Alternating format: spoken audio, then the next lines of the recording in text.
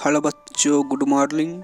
तो आज हम बिहार बोर्ड का हिंदी चैप्टर नंबर 6 जो कि चैप्टर का नाम हो गया जनतंत्र का जन्म, जो कि काव्य खंड से लिया गया है और इसका राइटर का नाम हो गया रामधारी सिंह दिनकर। तो हम आपसे कुछ बातचीत कर लेते हैं, उसके बाद हम फिर चैप्टर आगे बढ़ाते हैं, ठीक है। तो बात कर लेते हैं थोड़ा देर, उसके बाद हम चैप्टर स्टार्ट कर देते हैं। तो जैसे कि आप लोग भी जानते ही होंगे कि काव्य खंड से पहले गद्य खंड आते हैं। तो हमें पूरा विश्वास है कि आप लोग बहुत मेहनत के साथ पढ़ाई कर रहे होंगे या करते ही हैं, ठीक है। तो इसमें जैसे कि आप लोग ही जानते हैं कि काव्य खंड से पहले गद्य खंड आते हैं। तो गद्य खंड में जो 1 से लेकर 12 तक चैप्टर है, तो हमें पूर्ण आशा कि आप लोग अभी तक पूरा चैप्टर कवर कर लिए होंगे। लेकिन कोई कारण से अगर अभी तक कवर नहीं कर पाए हैं तो चिंता करने की कोई ज़रूरत है ही नहीं। तो आप प्ले लिस्ट में जाके वहाँ से कवर कर सकते हैं। चाहे तो आप वहाँ से जाके रीडिंग कर सकते हैं या वॉइस रिकॉर्डिंग सुन सकते हैं, या चाहे तो आप हर एक चैप्टर का VVI क्वेश्चन भी देख सकते हैं, ठीक है। कभी कभी हो जाता है, नहीं कोई कारणवश नहीं कर पाते हैं तो कोई इतना चिंता करने की कोई ज़रूरत है ही नहीं। आप प्ले लिस्ट में जाइए और वहाँ से आप सारा कुछ कवर कर सकते हैं। वहाँ पे सारा डिटेल्स बाय डिटेल्स डाल दिया गया है, तब वहाँ से जाके आप देख सकते हैं या सुन सकते हैं।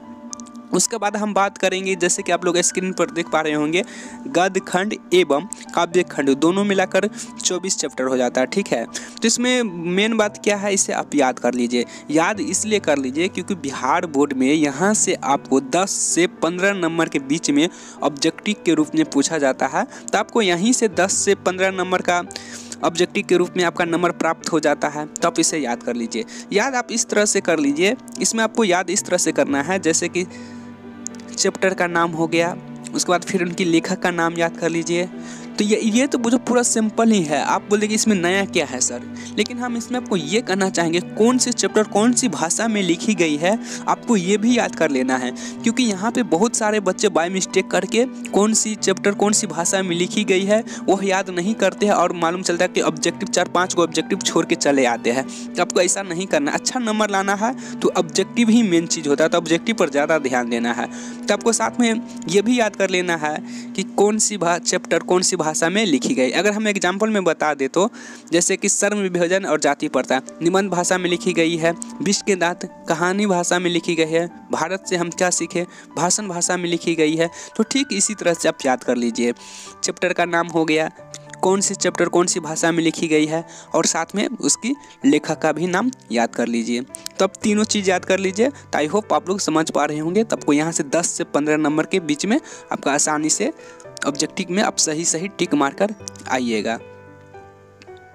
तो अब हम बात कर लेते हैं, जैसे कि आप लोग देख पा रहे होंगे स्क्रीन पे, हजारी प्रसाद द्विवेदी द्वारा कुछ हिंदी साधारण जनता की भाषा के बारे में कुछ बताए हुए हैं। देखो ऐसा नहीं है कि देखो पूछा नहीं जाता है, लेकिन हमारा कहना क्या है, जैसे कि पूछा नहीं जाता है लेकिन हमारा राष्ट्रीय भाषा हिंदी है, तो हिंदी भाषा के बारे में जानना बहुत ज़रूरी है।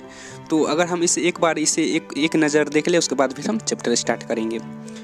हिंदी साधारण जनता की भाषा है, जनता के लिए उसका जन्म हुआ था, और जब तक वह अपने को जनता के काम की चीज़ बनाए रहेंगे, जनचित्त में आत्मबल का संचार करते रहेंगे, तब तक उसे किसी से डर नहीं है।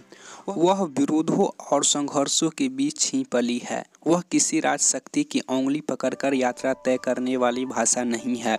अपने आप ही भीतरी शक्ति से महत्वपूर्ण आसन अधिकार करने वाली अद्वितीय भाषा है। तो यह हजारी प्रसाद द्विवेदी द्वारा लिखी गई थी। देखो याद करने की कोई ज़रूरत है ही नहीं, बस हमारा सिर्फ यही कहना है कि यह हमारा राष्ट्रीय भाषा है। तो राष्ट्रीय भाषा के बारे में कुछ जानना बहुत ज़रूरी हो जाता है, ठीक है। तो अब हम चैप्टर की ओर बढ़ते हैं।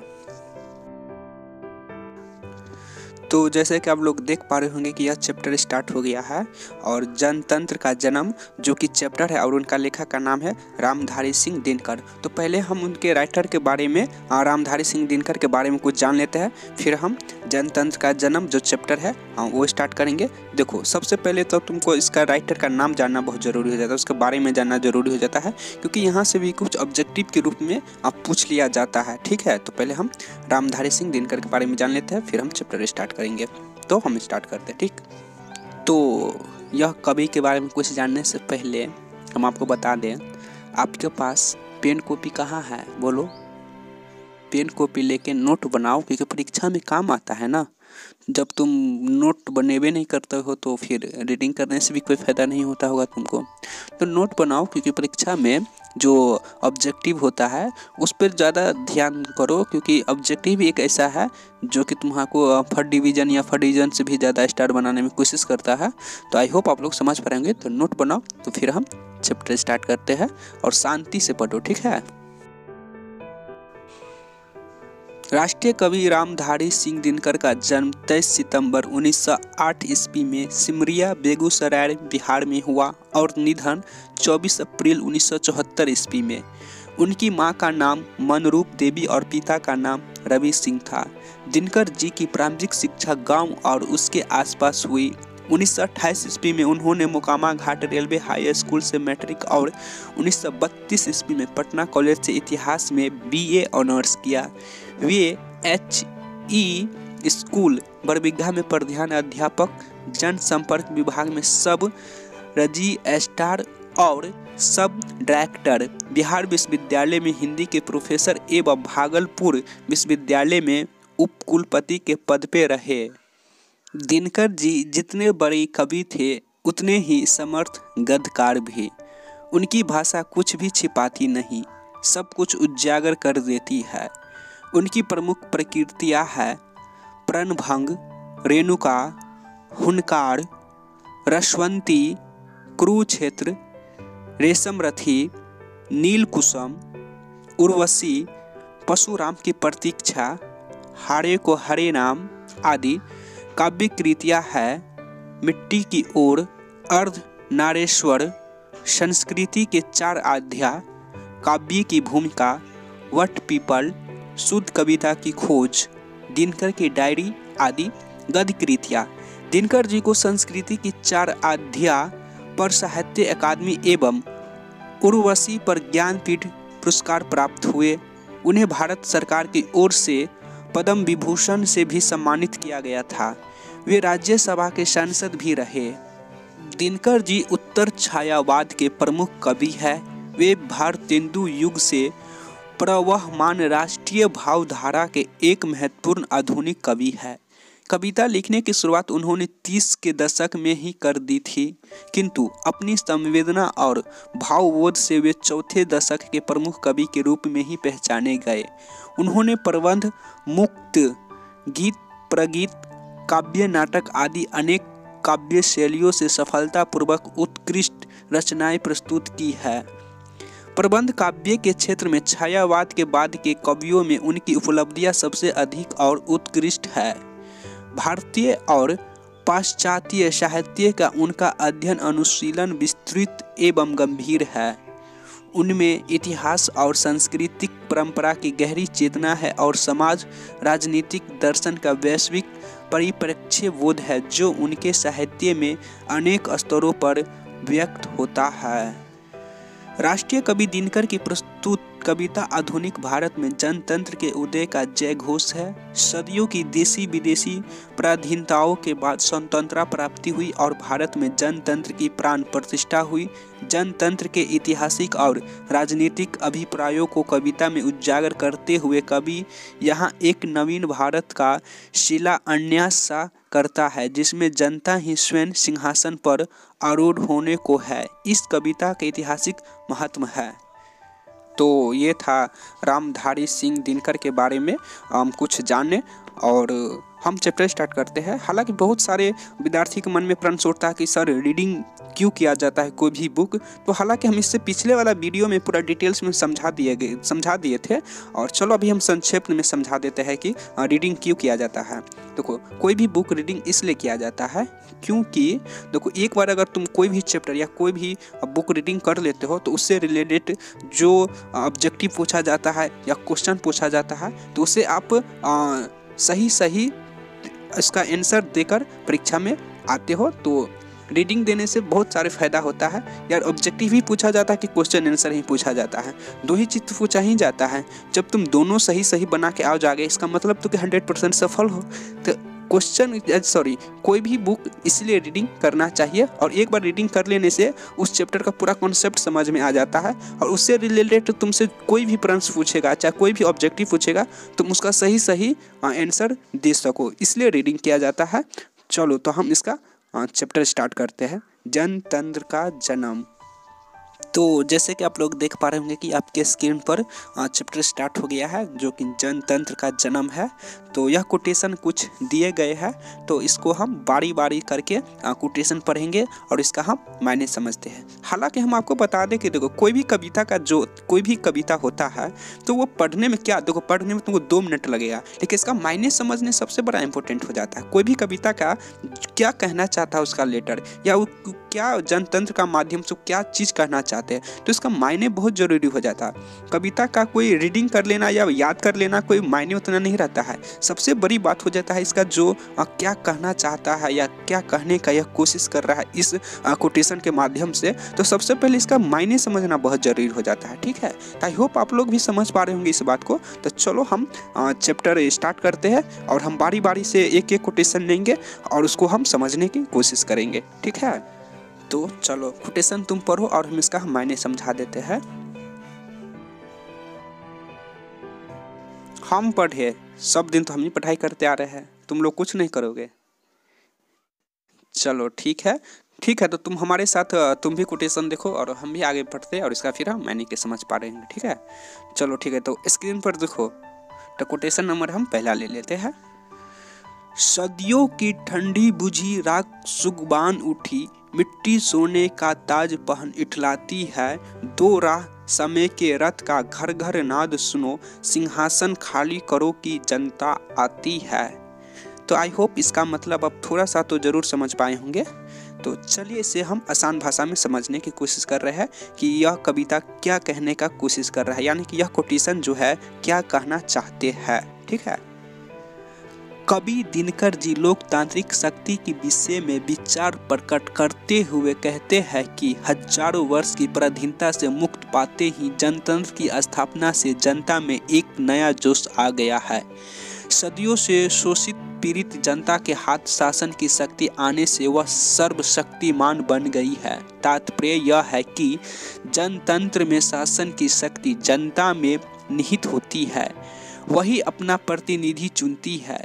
कवि सत्ताधारी लोगों को चेतावनी भरे शब्दों में कहता है कि जनतंत्र की स्थापना से वर्ग विशेष की शक्ति का अंत हो गया है। सत्ता जनमत आधारित होने के कारण भेदभाव रहित हो गई है। अब शासन में सबका समान अधिकार है। तो आई होप आप लोग कुछ समझ पा रहे होंगे। चलो इसको हम और आसान भाषा में आपको हम समझाने की कोशिश करते हैं। कवि कहता है कि सदियों की गुलामी के बाद देश स्वतंत्र हुआ। देश स्वतंत्र होते ही भारत में लोकतंत्र की स्थापना की गई। लोकतंत्र में शासन की शक्ति जनता के हाथ में आ जाती है। इस व्यवस्था में देश के हर बागिल व्यक्ति को मत देने का अधिकार होता है। जनता अपने मतानुसार प्रतिनिधि का चुनाव करती है और यही प्रतिनिधि सरकार बनाकर शासन कार्य का संचालन करते हैं। तात्पर्य यह है कि शासन जनमत आधारित होने के कारण जनता की इच्छा पर सत्ता निर्भर होती है। इसलिए कवि वैसे लोगों को सतर्क करता है जो सत्ता पर कुंडली मारे बैठा रहता था और जनता का शोषण करता था। लेकिन जनतांत्रिक पद्धति में नेता जनता के हाथ की कठपुतली बनी रहती है, वे अपनी मनमानी नहीं कर सकती। तो आई होप आप लोग पूरी तरह से समझ गए होंगे, और वैसे भी तो आप लोग राजनीति के बारे में हल्का हल्का जानते ही हैं। तो आई होप आप पूरी तरह से समझ गए होंगे। तो हम अगला कोटेशन लेते हैं। ठीक है, जनता हाँ मिट्टी की अबोध मूर्ति वही, चारे पाले की कसक सदा सहने वाली, जब अंग अंग में लगे सांप को चूस रहे, तभी भी ना कभी मुंह खोल दर्द कहने वाली। जनता हाँ लंबी बड़ी जीभ की वही कसम, जनता सचमुच ही बड़ी वेदना सहती है। सो ठीक मरग आखिर इस पर जनमत क्या है प्राण सुगुढ़, जनता इस पर क्या कहती है। तो आई होप इसके बारे में आपको समझ पाए होंगे। तो चलिए इसका हम मायने समझते हैं, कवि क्या कहना चाहते हैं इस कोटेशन के माध्यम से। कवि दिनकर जी कहते हैं कि जनता तो वही है जो लाख कष्ट सहने के बावजूद सत्ताधारी के विरुद्ध आवाज उठाना नहीं जानते हैं। वह तो मिट्टी की मूर्ति की समान हर कष्ट को चुपचाप सहन कर लेते हैं। फिर वैसे लोग जिन्हें सत्ता सुख से विलासी बना दिया है तथा जिनकी आदत शोषण करने की है, इन लोगों पर जनमत का कितना प्रभाव पड़ता है, यह रहस्यात्मक बात है। फिर जनता ऐसी लोगों के प्रति कैसी प्रतिक्रिया व्यक्त करती है, यह भी रहस्यपूर्ण है। कवि जानना चाहता है कि जनता एवं नेता इस पर जनतंत्र का कितना प्रभाव पड़ा है तथा कौन कितना किसको महत्व देता है। तो आई होप आप लोग समझ पाए होंगे। देखो, जनतंत्र का मतलब ही होता है राजनीतिक। तो राजनीतिक थोड़ा सा देखो, ज़्यादा तो राजनीतिक आप लोग नहीं समझ पा रहे होंगे। आई होप हमें भी मालूम है, क्योंकि आप लोग अभी 10th क्लास में ही है और बहुत विद्यार्थियों को तो बहुत इंटरेस्टिंग ही होता है कि राजनीतिक में तो बहुत ही जानते भी होंगे। तो इसमें हल्का हल्का हम हिंट देते जा रहे हैं और आप थोड़ा अपने दिमाग लगा के समझने का कोशिश करो, ठीक है। चलो, इसको हम और आसान भाषा में हम आपको समझाने की कोशिश कर रहे हैं। कवि यही कहना चाहते हैं कि सदियों की पराधीनता की यातनाओं को चुपचाप सहन करने वाली भोली भाली जनता इस जनतंत्र का महत्व कहाँ तक समझेंगी तथा सुविधाभोगी लोग कहाँ तक अपने व्यवहार में उतार पाएंगे, यह रहस्यमय पूर्ण विषय है। अतः कवि के कहने का तात्पर्य यह है कि स्वतंत्रता प्राप्ति के साथ जनतंत्र की प्राण प्रतिष्ठा तो हुई, लेकिन जनता तो वही भोली भाली एवं अज्ञानी है जो कोरोना जन्य कष्टों अथवा यातनाओं की पीड़ा से पीड़ित होने के बावजूद अपनी व्यथा प्रकट नहीं कर पाती। वही मत का स्वामी है तथा सत्ता लोलुप के लोग है जिनका जीवन विलासी है। ऐसी लोग का मानना है कि आम जनता को दुख भोगने की आदत होती है। ऐसी स्थिति में कवि का अनुमान इस द्वंद्व में फंस जाता है कि आखिर इस जनतंत्र का कैसा स्वरूप होगा। यह रहस्य में पूर्ण प्रश्न है। कवि को उद्वेलित कर देता है। वह कहता है कि जब तक जनता इसका महत्व नहीं समझ जाती तब तक सत्ता का दुरुपयोग होता रहेगा। इसलिए कवि जनता को अपनी अधिकार का सही उपयोग करने की सलाह दी है। तो आई होप आप लोग पूरी तरह से समझ पाए होंगे। तो हम अगला कोटेशन ले लेते हैं। तो आप भी देखिए हमारे साथ स्क्रीन पर और हम अगला कोटेशन लेते हैं, फिर इसका हम मायने समझने का कोशिश करेंगे, ठीक है। तो हम स्टार्ट करें। मानो जनता हो फूल जैसी एहसास नहीं, जब चाहो तभी उतार सजा लो दोनों में, अथवा कोई दूध मुही जैसी बहलाने की जंतर मंतर सीमित हो चार खिलौनों में। लेकिन होता भूडूल बवंडर उठते हैं, जनता सब कुपा कुल हो भुरकुटी चिढ़ाती है। दो राह समय के रथ का घर घर नाद सुनो, सिंहासन खाली करो की जनता आती है। तो आई होप इसके बारे में आप थोड़ा सा तो जरूर जान गए होंगे, क्योंकि आप तो राजनीतिक हल्का हल्का जानते ही हैं। तो ये पूरा यह लेसन पूरा राजनीतिक पर ही आधारित है और इससे ही रिलेटेड प्रश्न पूछा जाता है, ठीक है। चलो हम इसका मायने समझने की कोशिश करते हैं कि कवि जी क्या कहने का प्रयास कहते हैं इस कोटेशन के माध्यम से। तो हम स्टार्ट करते हैं। कवि दिनकर जी कहते हैं कि जनतांत्रिक शासन व्यवस्था में जनमत का विशेष महत्व होता है। सत्ता जनता के हाथ होती है, लेकिन नेताओं को यह महसूस होता है कि जनता फूल के समान है, जब इच्छा हो उसे अपने अनुकूल बना लो, अबोध बच्चा मानकर उसे कुछ देर स्वार्थ सिद्ध करते रहो।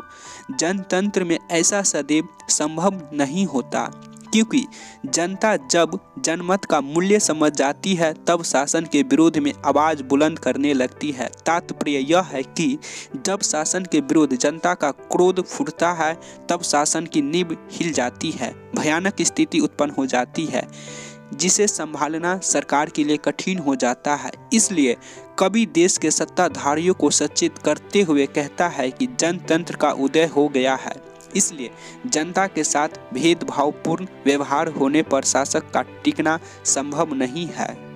ओके, तो आई होप आप लोग समझ पाए होंगे। चलो इसको हम और थोड़ी आसान भाषा में हम आपको समझाने की कोशिश कर रहे हैं। कवि का कहना है कि सदियों की देशी विदेशी पराधीनता से देश स्वतंत्र हुआ है और जनतंत्र की स्थापना की गई है ताकि सबको समान रूप से सत्ता में शामिल होने का अवसर मिले। इस व्यवस्था में शासन की शक्ति जनता में निहित होती है, इसलिए किसी की मनमानी नहीं चलती। कवि चेतावनी भरी शब्दों में कहता है कि जो सरकार जनता को भोली भाली मानकर उसे गुमराह करके सत्ता पर काबिज रहना चाहेंगे, वैसी सरकार को जनता अपनी मत का उपयोग करके सत्ता से हटा देंगे। अतः कवि के कहने का तात्पर्य यह है कि जिस सरकार के विरोध जनता का क्रोध फूट पड़ेगा, उस सरकार का टिकना कतई संभव नहीं होगा, क्योंकि जनता अपनी मत का उसके विरोध उपयोग करके सत्ता से हटा देंगे। एवं जनता की आवाज पर ध्यान देना आवश्यक है, अन्यथा सिंहासन पर आरूढ़ रहना सर्वथा असंभव है, क्योंकि जनतंत्र की स्थापना हो चुकी है। तो आई होप आप लोग समझ पाए होंगे। तो फिर हम अगला कोटेशन ले लेते हैं। तो आप हमारे साथ भी देखिए, सबसे नीचे जो कोटेशन बचा है वो भी ले लेते हैं और साथ में कुछ और कोटेशन है, हम वह सब साथ ले लेते हैं। उसके बाद हम इसका मायने समझने की कोशिश करते हैं। तो आप हमारे साथ स्क्रीन पर देखिए, सबसे नीचे की कोटेशन देखिए। तो हम स्टार्ट करें। हुंकारों से महलों की नींव उखड़ जाती, सांसों के बल से ताज हवा में उड़ता है। जनता की रोकी राह समय में ताब कहाँ, वह जिधर चाहती काल उधर ही मुड़ता है। अब 2 शताब्दियों सहस्त्राब्द का अंधकार बीता गवाच अंबर के दहकी जाती है। यह और नहीं कोई जनता के सपुवन अजय, चिरती तमीर का वक्ष उमरती आती है। सबसे विराट जनतंत्र जगत का आ पहुंचा, 33 कोटि हित सिंहासन तैयार करो। अभिषेक आज राजा का नहीं प्रजा का है, 33 कोटि जनता के सिर पर मुकुट धरो। तो आई होप आप यह लास्ट का जो कोटेशन था वो समझ पाए होंगे। चलो जो कवि है इस कोटेशन के माध्यम से हमें क्या कहने का प्रयास कर रहे हैं, तो वो हम समझने की कोशिश करते हैं, ठीक है। कवि दिनकर जी कहते हैं कि संगठित जनता जब सत्ता के विरुद्ध आवाज उठाती है तो महान से महान शासक की सत्ता समाप्त हो जाती है। इस भयंकर वातावरण में सिंहासन हिल जाता है। जनता के इस विकराल विरोध का सामना करने की शक्ति किसी में नहीं होती। ऐसी परिवेश में समय की धारा जनता के अनुसार बनती अथवा बदलती है। तात्पर्य यह है कि संगठन में इतनी शक्ति होती है कि समय की धारा संगठन के अनुकूल बदल जाती है। कवि कहता है कि हजारों वर्ष के पराधीनता के बाद देश में स्वतंत्रता की नई किरण दिखाई पड़ी है। यह सफलता जनता के त्याग एवं बलिदान के फलस्वरूप मिली है। स्वतंत्रता के प्राप्ति से देश का गौरव बढ़ा और विश्व के सबसे बड़े जनतंत्र की स्थापना हुई है। कवि कहता है कि यह विजय भारतीय जनता की है, इसलिए जनतंत्र की स्थापना प्रजा के कल्याण के लिए हुई है, क्योंकि इस शासन पद्धति में शासन की शक्ति जनता के हाथ होती है, अर्थात शासन जनमत प्रधान होता है। तो आई होप आप लोग इसका मतलब समझ पाए होंगे। चलो इससे हम आपको आसान भाषा में समझाने की कोशिश करते हैं। कवि का कहना है कि किसी भी देश की जनता सर्वोपरि होती है। जब जनता संगठित हो जाती है, अर्थात जब सारी जनता एक स्वर में आवाज उठाती है, तो महान से महान शासक का शासन खतरे में पड़ जाता है। तात्पर्य यह है कि जब देश की सारी जनता एक स्वर में शासक के विरोध खड़ा हो जाती है, तब सिंहासन हिल जाता है। शासक गद्दी छोड़ने के लिए मजबूर हो जाता है। समय की धारा उस ओर मुड़ जाती है जिधर जनता मुड़ती है। देशवासियों की ऐसी एकता के फलस्वरूप फिरंगियों को यहाँ से जाना पड़ा और पराधीनता के अंधकार को फाड़कर स्वतंत्रता की ज्योति जगमगाने लगी। कवि स्वयं स्वीकार करता है कि यह विजय भारतीय जनता के त्याग एवं बलिदान से मिली है। परिणामतः विश्व के सबसे बड़े जनतंत्र का उदय हुआ है। कवि कहता है कि जनतांत्रिक पद्धति में सत्ता जनता में निहित होती है, इसलिए इसमें राजा नहीं प्रजा मुख्य होती है, सत्ता जनमत आधारित होती है, एवं 33 करोड़ जनता ही असली शासक है। स्वतंत्रता प्राप्ति के समय भारत की जनसंख्या 38 करोड़ थी, क्योंकि यही अपने प्रतिनिधि का चुनाव करके सत्तासीन अथवा सत्तायुत करेगी। अभिषेक राजा का नहीं प्रजा का है। तो आई होप आप लोग समझ पा रहे होंगे। देखो बहुत विद्यार्थी क्या कहते हैं, सर हम पूरा नहीं समझ पाते। पूरा कहाँ से समझ पाओगे बाबी, तुम ही बोलो। जो हिंदी साहित्य पे PhD कर लेते हैं वह पूरा समझ जाते हैं, ठीक है। तो आई होप देखो आप अगर आप 40-50% भी समझ पा रहे हैं जो हम समझाने की कोशिश कर रहे हैं, अगर उसका 50 से 60% भी समझ पा रहे हैं तो यह बिहार बोर्ड के लिए काफ़ी है, ठीक है।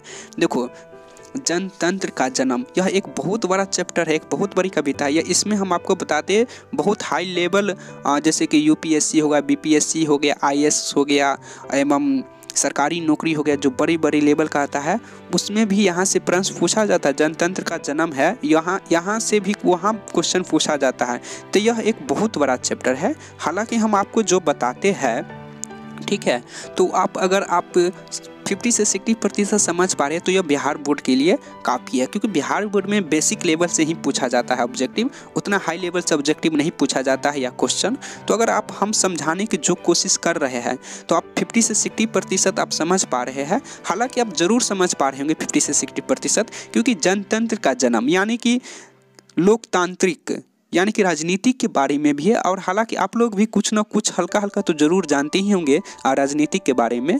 तो आई होप आप लोग 50 से 60% अगर हम जो समझाने की कोशिश कर रहे हैं तो आप समझ पा रहे होंगे, तो यह बिहार बोर्ड के लिए काफ़ी है। हाँ, अगर आप जो इसको गहरी अध्ययन करना चाहते हैं हर कविता के बारे में, यानी कि आप साहित्य पर PhD करना चाहते हैं, यह अलग मैटर हो जाता है। लेकिन जो बिहार बोर्ड के लिए जनतंत्र का जन्म जितना हम समझाए इससे रिलेटेड, अगर आप इतना 50-60% समझ पा रहे हैं तो हमें तो नहीं लग रहा है कि अगर आपसे इससे रिलेटेड कोई प्रश्न या ऑब्जेक्टिव पूछेगा तब उसका जरूर आंसर देकर आइएगा, हमें पूरा विश्वास है, ठीक है। तो इसमें कुछ लास्ट का कोटेशन बच गया है, वह देखते हैं और हम समाप्त कर देंगे, ठीक है। तो चिंता करने की कोई बात नहीं, उतना सीरियस नहीं लो, उतना बेसिक लेवल से ही 10th क्लास में पूछा जाता है, ठीक है बाबू।